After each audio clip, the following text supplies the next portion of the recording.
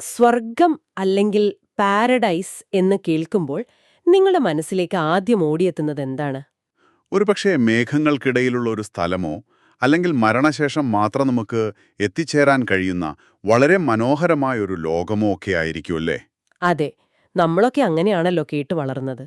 എന്നാൽ ഉം, നൂറ്റാണ്ടുകളായി നമ്മൾ വിശ്വസിച്ചു പോന്ന ഈ ഒരു സങ്കല്പത്തെ തീർത്തും ലളിതമായ ഒരൊറ്റ വാക്കിന്റെ അർത്ഥം വെച്ചുകൊണ്ട് പൂർണ്ണമായും തിരുത്തിക്കുറിച്ചാലോ? അതൊരു വലിയ കാര്യം തന്നെയായിരിക്കും. ശരിക്കും പറഞ്ഞാൽ ഇന്നത്തെ നമ്മുടെ ഈ ആഴത്തിലുള്ള അന്വേഷണം അതാണ് ലക്ഷ്യമാക്കുന്നത്. കൃത്യമായി പറഞ്ഞു. ഇന്ന് നമ്മൾ ചെയ്യാൻ പോകുന്നതും അതാണ്. Centre for piece and spirituality international എന്ന യൂട്യൂബ് ചാനലില് മൗലാന വാഹിദുദ്ദീൻ ഖാൻ സംസാരിക്കുന്ന വളരെ ഹ്രസ്വവും എന്നാൽ അഗാധവുമായ ചില ചിന്തകളാണ് ഇന്നത്തെ നമ്മുടെ വിഷയം. കേവലം മരണാനന്തരമുള്ളൊരു വാഗ്ദാനം എന്നതിലുപരി സ്വർഗം എങ്ങനെ ഇന്ന് ഈ നിമിഷം നിങ്ങൾക്കും എനിക്കും അനുഭവിക്കാൻ കഴിയുന്ന ഒരു മാനസികാവസ്ഥയായി മാറുന്നു എന്നതാണ് നമ്മൾ പരിശോധിക്കുന്നത്. അതെ, നമുക്ക് ഇതൊന്ന് വിശദമായി തന്നെ നോക്കാം. ഒരു മതപരമായ കോൺസെപ്റ്റ് എന്നതിനപ്പുറം മനുഷ്യ മനഃശാസ്ത്രത്തിന്റെ ഏറ്റവും മനോഹരമായ ചില തലങ്ങളിലൂടെയുള്ള ഒരു യാത്രയാണിത്. പരമ്പരാഗതമായ ചില ചിന്തകളിൽ നിന്ന് തന്നെ നമുക്ക് തുടങ്ങാമല്ലേ? തീർച്ചയായും ഈ വിഷയം നമ്മൾ പരിശോധിക്കുമ്പോൾ ആദ്യം മനസ്സിലാക്കേണ്ടത് ഇതിന്റെ ചരിത്രപരവും സാമൂഹികവുമായ പശ്ചാത്തലമാണ്. നമ്മൾ പഴയകാല വ്യാഖ്യാനങ്ങളിലൂടെ, അതായത് പരമ്പരാഗതമായ തഫ്സീറുകളിലൂടെയൊക്കെ കണ്ണോടിക്കുമ്പോൾ അവിടെ സ്വർഗത്തെക്കുറിച്ച് വിവരിച്ചിരിക്കുന്നത് വളരെ ഭൗതികമായ കാര്യങ്ങളെ അടിസ്ഥാനമാക്കിയാണ്. അതായത് ഭയങ്കരമായ കൊട്ടാരങ്ങളും കാര്യങ്ങളും ഒക്കെ. അതെ, അവിടെ ഒഴുകുന്ന അരുവികളുണ്ട്, സ്വർണത്തിലും വെള്ളിയിലും തീർത്ത കൊട്ടാരങ്ങളുണ്ട്, ഒരിക്കലും തീരാത്ത രുചികരമായ പഴങ്ങളുണ്ട് എന്നൊക്കെയാണ് കൂടുതലായി നമ്മൾ വായിച്ചിട്ടുള്ളത്. ശരിയാണ്. മിക്കവാറും എല്ലാ വ്യാഖ്യാനങ്ങളിലും ഈ ഭൗതികമായ പ്രതിഫലങ്ങളെക്കുറിച്ചാണ് സംസാരിക്കുന്നത്. നമ്മൾ ചെയ്യുന്ന നല്ല കാര്യങ്ങൾക്ക് നാളെ കിട്ടാൻ പോകുന്ന ഒരു വലിയ സമ്മാനം പോലെ. കൃത്യമായി പറഞ്ഞാൽ അതൊരു റിവാർഡ് സിസ്റ്റമായിട്ടാണ് പലപ്പോഴും അവതരിപ്പിക്കപ്പെട്ടിട്ടുള്ളത്.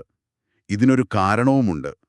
നൂറ്റാണ്ടുകൾക്ക് മുൻപ് കൊടും ചൂടുള്ള മരുഭൂമികളിലും ദാരിദ്ര്യത്തിലും ജീവിച്ചിരുന്ന മനുഷ്യർക്ക് മുന്നിലേക്ക് ഈ ആശയം വയ്ക്കുമ്പോൾ അവർക്കേറ്റവും പെട്ടെന്ന് മനസ്സിലാകുന്നത് അവർക്കില്ലാത്ത കാര്യങ്ങളെക്കുറിച്ച് പറയുമ്പോഴാണ്.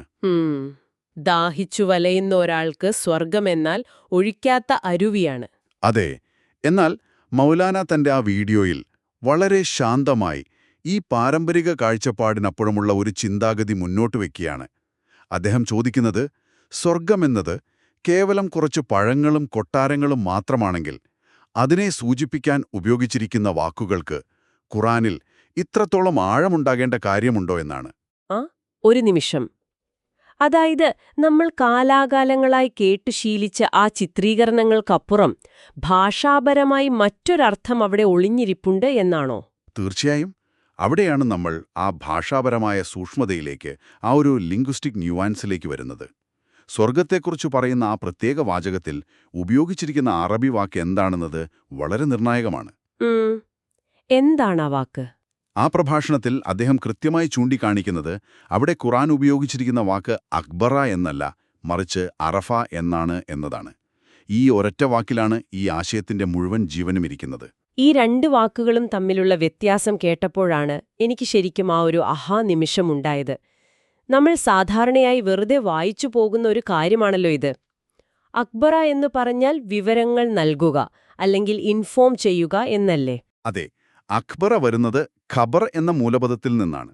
നമ്മൾ വാർത്തകൾക്കും വിവരങ്ങൾക്കും ഖബർ എന്ന് പറയാറുണ്ടല്ലോ. അതായത് തികച്ചും ട്രാൻസാക്ഷണലായൊരു കാര്യം. ഞാൻ നിങ്ങൾക്കൊരു വിവരം നൽകുന്നു, നിങ്ങളത് കേൾക്കുന്നു. ഒരു ഡേറ്റ പാസ് ചെയ്യുന്നത് പോലെ. അതെ, ദൈവം മനുഷ്യരോട് സ്വർഗത്തെക്കുറിച്ച് പറയുമ്പോൾ അവിടെ കൊട്ടാരങ്ങളും പഴങ്ങളുമുണ്ട് എന്ന് വെറുതെ വിവരം നൽകുക മാത്രമായിരുന്നെങ്കിൽ തീർച്ചയായും അക്ബറ എന്ന് ഉപയോഗിച്ചാൽ മതിയായിരുന്നു. അതായത് ഞാൻ നിങ്ങൾക്ക് സ്വർഗത്തെക്കുറിച്ച് ഇൻഫർമേഷൻ നൽകി എന്ന് മാത്രം. പക്ഷെ ഉപയോഗിച്ചിരിക്കുന്നത് അറഫ എന്നാണ്. അതായത് വെറുതെ കുറെ ഡേറ്റ നൽകുന്നതിന് പകരം അറഫ എന്നാൽ തിരിച്ചറിയുക, ആഴത്തിൽ മനസ്സിലാക്കുക, അല്ലെങ്കിൽ വളരെ അടുത്തറിയുക എന്നാണ് അർത്ഥം. ഒരു കാര്യത്തെ നമ്മൾ വെറുതെ അറിയുന്നതും ആഴത്തിൽ അനുഭവിച്ചറിയുന്നതും തമ്മിലുള്ള വലിയ വ്യത്യാസമാണിത്. ശരിക്കും അതൊരു വലിയ വ്യത്യാസമാണ്. അതെ, ഒരാൾ ഒരു കാര്യത്തെ തിരിച്ചറിയണമെങ്കിൽ അയാൾക്ക് ആ കാര്യവുമായി ഒരു മുൻപരിചയമോ ആഴത്തിലുള്ള ബന്ധുവോ വേണം. സ്വർഗം അവർക്ക് പരിചയപ്പെടുത്തി കൊടുത്തു, അല്ലെങ്കിൽ അവർക്ക് തിരിച്ചറിയാൻ പാകത്തിലാക്കി എന്ന് പറയുമ്പോൾ സ്വർഗമെന്നത് മരണശേഷം മാത്രം ചെന്നെത്തുന്ന വെറുമൊരു അജ്ഞാതമായ സ്ഥലമല്ലെന്നും മനുഷ്യന് ഈ ലോകത്ത് വെച്ച് തന്നെ തിരിച്ചറിയാൻ കഴിയുന്ന ഒരു യാഥാർത്ഥ്യമാണെന്നും വരുന്നു. കേവലം ഒരു ഇൻഫർമേഷൻ പാസ് ചെയ്യുന്നതിനപ്പുറം അതൊരു അനുഭവമായി മാറുകയാണ് എന്ന് പറയാം. അതായത് ഒരു റെസ്റ്റോറൻറ്റിൽ പോയി നമ്മൾ മെനു കാർഡ് വായിക്കുന്നത് പോലെയാണ് അക്ബർ. അവിടെ ഇന്ന വിഭവങ്ങളുണ്ട് എന്ന് നമ്മൾ വായിച്ചറിയുന്നു. എന്നാൽ അറഫ എന്ന് പറയുന്നത് ആ ഭക്ഷണം കഴിച്ച് അതിന്റെ രുചി ആഴത്തിൽ അനുഭവിച്ചറിയുന്നത് പോലെയാണ്, അല്ലേ? കൃത്യമായ ഉദാഹരണം. നമ്മൾ ഇതുവരെ കരുതിയിരുന്നത് സ്വർഗമെന്ന് പറയുന്നത് മരണശേഷം പോയി കാണേണ്ട ഒരു സ്ഥലമാണെന്നാണ്. എന്നാൽ ഈ വാക്കിന്റെ അർത്ഥം വെച്ച് നോക്കുമ്പോൾ അത് ഇന്ന് തന്നെ നമ്മുടെ ഉള്ളിൽ സജീവമായിരിക്കേണ്ട ഒന്നാണ്. ഈ ആശയത്തെ ആധുനിക മനുഷ്യന് എളുപ്പത്തിൽ മനസ്സിലാക്കി കൊടുക്കാൻ വേണ്ടി അദ്ദേഹം ഉർദുവിലാണ് സംസാരിക്കുന്നതെങ്കിലും വളരെ കൃത്യമായി ഒരു ഇംഗ്ലീഷ് വാക്ക് അവിടെ ഉപയോഗിക്കുന്നുണ്ട്. അതെ, വിഷ്വലൈസ്. ആത്മീയമായ ഒരു കാര്യത്തെക്കുറിച്ച് സംസാരിക്കുമ്പോൾ തികച്ചും ആധുനികമായ മനഃശാസ്ത്രത്തിൽ നമ്മൾ സ്ഥിരമായി ഉപയോഗിക്കുന്ന ആ പദം അദ്ദേഹം കടമെടുക്കുന്നത് കേട്ടപ്പോൾ വളരെ കൗതുകം തോന്നി. അദ്ദേഹം പറയുന്നു, സ്വർഗത്തെക്കുറിച്ച് അതിയായ ആഗ്രഹമുള്ളവർക്ക് ഈ ലോകത്ത് ജീവിക്കുമ്പോൾ തന്നെ അതിനെ വിഷ്വലൈസ് ചെയ്യാൻ കഴിയും എന്ന്. അവിടെയാണ് നമ്മൾ ന്യൂറോ സയൻസിന്റെയും സൈക്കോളജിയുടെയും തലത്തിലേക്ക് വരുന്നത്. ഒരു കാര്യത്തെ നമ്മൾ വിഷ്വലൈസ് ചെയ്യുക എന്ന് പറഞ്ഞാൽ വെറുതെ കണ്ണടച്ച് പകൽക്കിനാവ് കാണുക എന്നല്ലല്ലോ. അല്ല, തീർച്ചയായും അല്ല. പ്രഭാഷകൻ ഇവിടെ ഉപയോഗിച്ചിരിക്കുന്ന രണ്ട് പ്രധാനപ്പെട്ട വാക്കുകളുണ്ട്, മുഷ്താഖ് എന്നും ഹരീസ് എന്നും. ഇതിനർത്ഥം ഒരു കാര്യത്തിനോട് അങ്ങേയറ്റത്തെ ആഗ്രഹം, തീവ്രമായ അഭിനിവേശം ഉണ്ടായിരിക്കുക എന്നാണ്. ഓക്കേ. ഒരു വ്യക്തിക്ക് സ്വർഗത്തോടും അവിടുത്തെ പരമമായ സമാധാനത്തോടും ഇത്രത്തോളം അഗാധമായ ആഗ്രഹമുണ്ടാവുമ്പോൾ അവരുടെ തലച്ചോറ് അതിനെ എങ്ങനെ പ്രോസസ്സ് ചെയ്യുന്നു എന്നത് വളരെ കൗതുകകരമാണ്. അതായത് നമ്മൾ ഒരുപാട് ആഗ്രഹിക്കുന്ന ഒരു കാര്യത്തെക്കുറിച്ച് നിരന്തരം ചിന്തിക്കുമ്പോൾ നമ്മുടെ തലച്ചോറിൽ സംഭവിക്കുന്ന മാറ്റങ്ങളെക്കുറിച്ചാണോ പറയുന്നത്? കൃത്യമായി. ആധുനിക മനഃശാസ്ത്രം പറയുന്നത് നമ്മുടെ തലച്ചോറിന് നമ്മൾ അതിതീവ്രമായി സങ്കല്പിക്കുന്ന ഒരു കാര്യവും യഥാർത്ഥത്തിൽ നടക്കുന്ന കാര്യവും തമ്മിൽ വേർതിരിച്ചറിയാൻ പലപ്പോഴും കഴിയില്ലെന്നാണ്. ഉദാഹരണത്തിന്, അത്ലറ്റുകൾ അവർ ഓടാൻ പോകുന്ന ഒരു റേസ് തലേദിവസം മനസ്സിൽ വിഷ്വലൈസ് ചെയ്യുമ്പോൾ അവരുടെ പേശികളിൽ മൈക്രോസ്കോപ്പിക്കായ ചലനങ്ങൾ ഉണ്ടാവുന്നുണ്ട്. ശരിക്കും തലച്ചോറ് ആ അനുഭവത്തിലൂടെ നേരിട്ട് കടന്നുപോകുകയാണല്ലേ? അതെ. അതുപോലെ തന്നെ ഒരു മനുഷ്യൻ ആത്യന്തികമായ സമാധാനത്തെ, അതായത് സ്വർഗത്തെ ഇത്രത്തോളം തീവ്രമായി വിഷ്വലൈസ് ചെയ്യുമ്പോൾ ആ ഭാവിയിലെ യാഥാർത്ഥ്യം അയാളുടെ ഇന്നത്തെ മാനസികാവസ്ഥയെ സ്വാധീനിക്കുന്നു. സ്ട്രെസ് കുറയുന്നു, ഡോപ്പമൈൻ പോലുള്ള ഹോർമോണുകൾ ഉൽപ്പാദിപ്പിക്കപ്പെടുന്നു. ചുരുക്കത്തിൽ ഭാവിയിൽ കിട്ടാൻ പോകുന്നൊരു സമാധാനത്തെ ഇന്നത്തെ ദിവസത്തിലേക്ക് അയാൾ വലിച്ചുകൊണ്ടുവരികയാണ്. ഇന്നത്തെ ലോകത്തെ നമ്മുടെ ഒരവസ്ഥ വെച്ച് നോക്കുമ്പോൾ ഇത് വളരെ വലിയൊരു കാര്യമാണ്.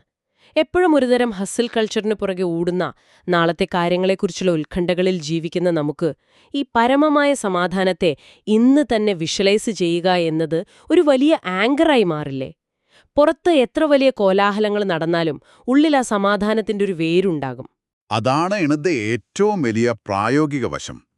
സ്വർഗമെന്നത് ഒരു ബാഹ്യമായ സ്ഥലമല്ലാതായി മാറുകയും അതൊരു ആന്തരികമായ അനുഭവമായി മാറുകയും ചെയ്യുന്നു. ഇതിനെ വളരെ ലളിതമായി മനസ്സിലാക്കാൻ അദ്ദേഹം നൽകിയൊരു ഉദാഹരണമുണ്ട്. നമ്മുടെയെല്ലാം ദൈനംദിന ജീവിതവുമായി ബന്ധിപ്പിക്കാൻ കഴിയുന്ന ഒരു ഫാമിലി അനാലജി. അതെ, ആ ഉദാഹരണം എൻ്റെ മനസ്സിൽ ശരിക്കും തറച്ചു നിന്നു. നിങ്ങളൊന്ന് ആലോചിച്ചു നോക്കൂ. നിങ്ങൾക്ക് വളരെ പ്രിയപ്പെട്ട ഒരാളുണ്ടെന്ന് സങ്കല്പിക്കുക. ഒരു പക്ഷേ അത് വിദേശത്ത് പഠിക്കുന്ന നിങ്ങളുടെ മകനോ മകളോ ആകാം, അല്ലെങ്കിൽ ദൂരെയുള്ള വളരെ അടുത്തൊരു സുഹൃത്തോ ബന്ധുവോ ആകാം. അവരോട് നിങ്ങൾക്ക് അങ്ങേയറ്റത്തെ സ്നേഹവും വൈകാരികമായ അടുപ്പവും ഉണ്ടെങ്കിൽ അവർ നിങ്ങളുടെ അടുത്തൊപ്പം ഇല്ലാത്ത സമയത്തും നിങ്ങൾ അവരെ മനസ്സിൽ വിഷ്വലൈസ് ചെയ്യാറില്ലേ? അവരുടെ മുഖം, ചിരി, സംസാരിക്കുന്ന രീതി എല്ലാം നിങ്ങളുടെ മനസ്സിൽ ഒരു സിനിമ പോലെ തെളിയാറില്ലേ? അതായത് നമ്മൾ അവരെക്കുറിച്ചുള്ള ഇൻഫർമേഷൻ ഓർക്കുകയല്ല ചെയ്യുന്നത് എന്നതാണ് ഇവിടെ ശ്രദ്ധിക്കേണ്ട കാര്യം. അതായത് എൻ്റെ മകൻ ഇത്ര വയസ്സായി, അവൻ ഇന്ന ജോലി ചെയ്യുന്നു എന്ന ഡാറ്റയല്ല നമ്മുടെ മനസ്സിലേക്ക് വരുന്നത്. നമ്മൾ അവരുടെ സാന്നിധ്യം അനുഭവിക്കുകയാണ്. അതൊരു വൈകാരികമായ അനുഭവമാണ്. എന്തുകൊണ്ടാണ് നമുക്കതിന് കഴിയുന്നത്? കാരണം അവരോട് നമുക്ക് ആഴത്തിലുള്ള സ്നേഹമുണ്ട്, ഒരു അറ്റാച്ച്മെൻ്റ് ഉണ്ട്.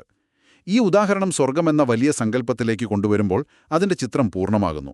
അതായത് നിങ്ങൾക്ക് നിങ്ങളുടെ പ്രിയപ്പെട്ടവരുമായി അത്ര വലിയ ബന്ധമുള്ളതുകൊണ്ടാണ് അവരെ ദൃശ്യവൽക്കരിക്കാൻ സാധിക്കുന്നതെങ്കിൽ അതേ ആഴത്തിലുള്ള സ്നേഹവും താല്പര്യവും സ്വർഗത്തോട് അല്ലെങ്കിൽ ആ സമാധാനത്തോട് ഉണ്ടായാലോ എന്നാണ് നമ്മൾ ചോദിക്കുന്നത്.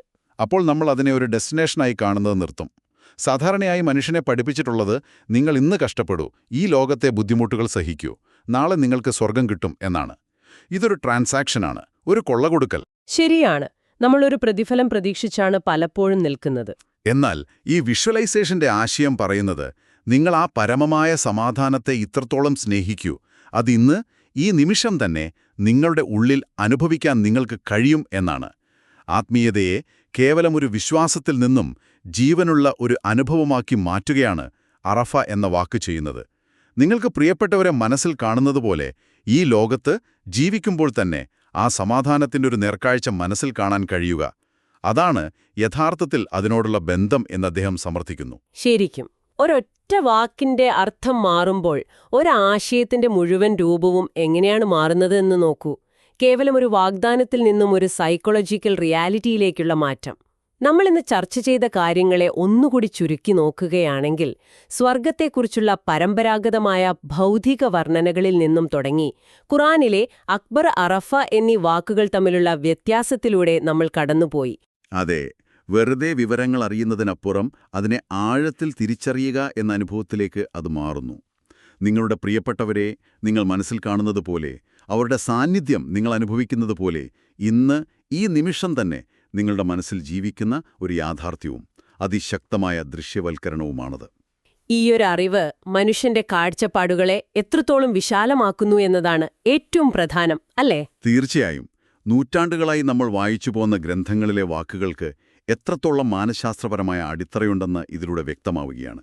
ഭാവിയിലൊരു വാഗ്ദാനം എന്നതിലുപരി വർത്തമാനകാലത്ത് ഒരു മനുഷ്യന് സ്വന്തമാക്കാൻ കഴിയുന്ന ഒരു ഉന്നതമായ മാനസികാവസ്ഥയാണിത്.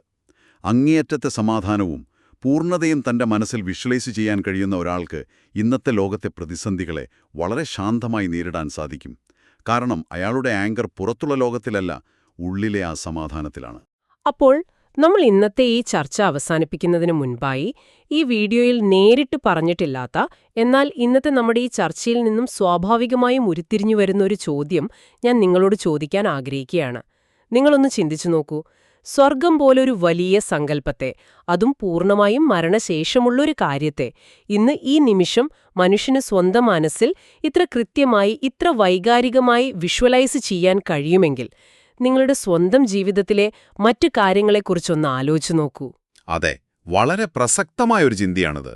നിങ്ങളുടെ കരിയറിലെ സ്വപ്നങ്ങൾ, അല്ലെങ്കിൽ നിങ്ങൾക്ക് വ്യക്തിപരമായി നേടാൻ ആഗ്രഹമുള്ള കാര്യങ്ങൾ, ഇതിനെയെല്ലാം വെറുതെ നാളത്തേക്ക് വേണ്ടി മാറ്റിവെക്കാതെ ഇന്ന് ഈ നിമിഷം തന്നെ നിങ്ങളുടെ മനസ്സിൽ വളരെ വ്യക്തമായി ദൃശ്യവൽക്കരിക്കാനും അതിന്റെ സാന്നിധ്യം അനുഭവിക്കാനും നിങ്ങൾക്ക് സാധിച്ചാൽ, ആ ഒരൊറ്റ മാറ്റം നിങ്ങളുടെ ഇന്നത്തെ പ്രവൃത്തികളെയും തീരുമാനങ്ങളെയും എത്രത്തോളം മാറ്റിമറിക്കുമെന്ന് നിങ്ങൾ എപ്പോഴെങ്കിലും ചിന്തിച്ചിട്ടുണ്ടോ? നിങ്ങളുടെ സ്വപ്നങ്ങളുടെ ആ പൂർണ്ണമായ സമാധാനം ഇന്ന് തന്നെ നിങ്ങളുടെ ഉള്ളിൽ ഒരു യാഥാർത്ഥ്യമായി മാറിയാൽ, നിങ്ങളുടെ നാളേക്കുള്ള ഓട്ടത്തിന് എത്രത്തോളം വേഗത കൂടുമെന്നൊന്ന് ആലോചിച്ചു നോക്കൂ. ചിന്തിക്കേണ്ട ഒരു കാര്യം തന്നെയാണല്ലേ? അടുത്ത അന്വേഷണത്തിൽ കാണാം.